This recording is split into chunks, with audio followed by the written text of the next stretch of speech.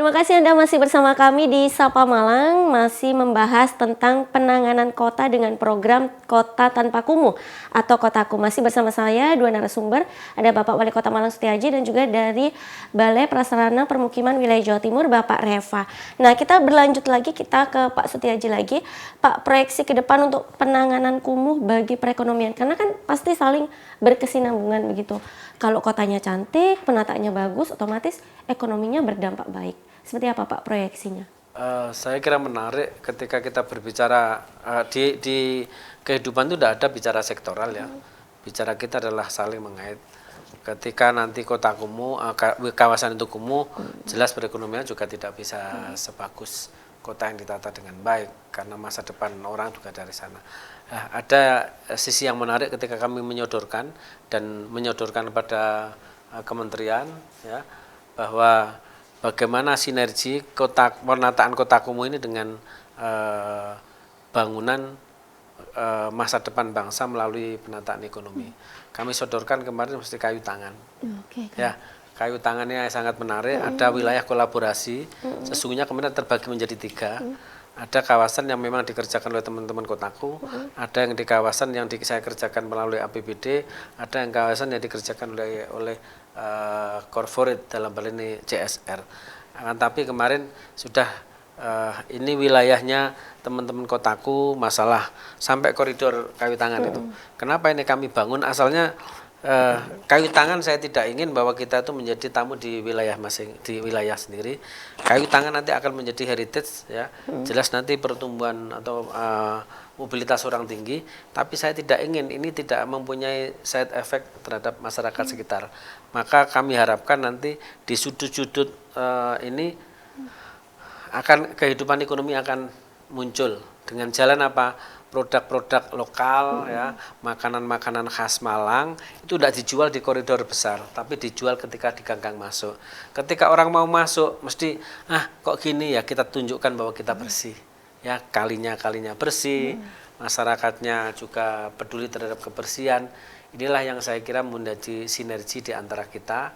Jadi kota yang asalnya kumuh ya menjadi kota yang baik. Kita ini sudah ada contoh ya, di Warna-Warni ada contoh, di Triji ada contoh ya, Kampung Biru, Kampung Putih. Mindset orang akan terbangun akan memberikan dampak ya, benefitnya jelas ya, behavior masyarakat akan bisa terlihat.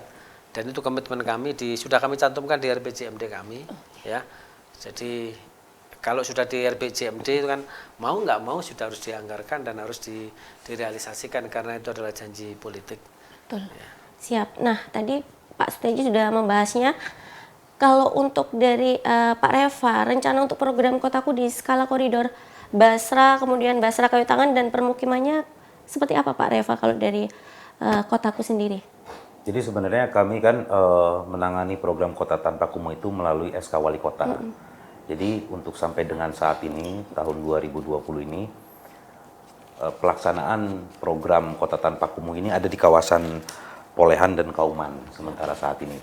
Jadi selanjutnya nanti apabila tadi menurut Pak Wali Kota akan mengeluarkan SK Kumuh baru Pak ya, berdasarkan dari perkembangan kotanya. Lebih dari 29, kemarin kan 29 wilayah. Nah nanti kami akan verifikasi seperti apa, apabila readiness kriterianya dalam penanganan kumuh itu sudah sesuai, kita akan mungkin bisa masuk ke dalam program itu.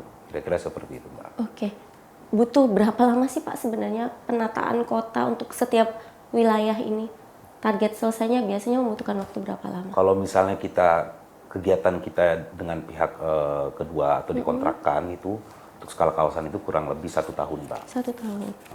Kalau misalnya untuk yang skala lingkungan juga kita program tetap per tahun juga.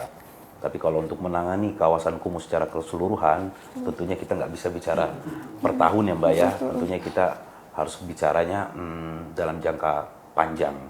Dan jangka panjang itu tentu yang disebutkan tadi Pak Wali, paling penting adalah kolaborasi.